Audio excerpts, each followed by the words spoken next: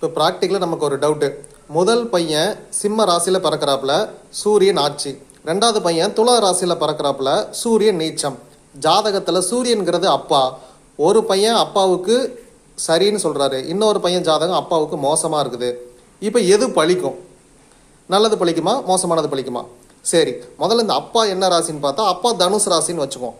இப்போ எது பழிக்கும் அப்படின்னா, இப்போ இந்த ரெண்டாவது பையன் சூரியன் நீச்சமாக இருக்கு இல்லையா, அப்பாவோட ஜாதகத்தில் ஆயுள் செக் பண்ணுங்க. ஒருவேளை இங்கேயே கம்மியாக இருக்குது அப்படின்னா இந்த பையனை சாமிக்கு தத்து கொடுத்து வாங்குங்க. இது ஃபஸ்ட்டு முயற்சி.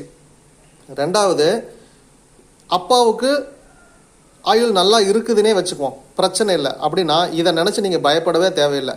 ஏன்னா இங்கே மகரமலையும் கும்பத்துலேயும் பிறக்கிறவங்களுக்கும் சனி பகையில் இருப்பார், இங்கே ரிஷபத்தில் பிறக்கும் சனி பகையில் இருப்பார். அப்போ இது எல்லாத்துக்குமே அப்பாவுக்கு ஆகாதான்னு கேட்டால் அப்படிலாம் கிடையாது.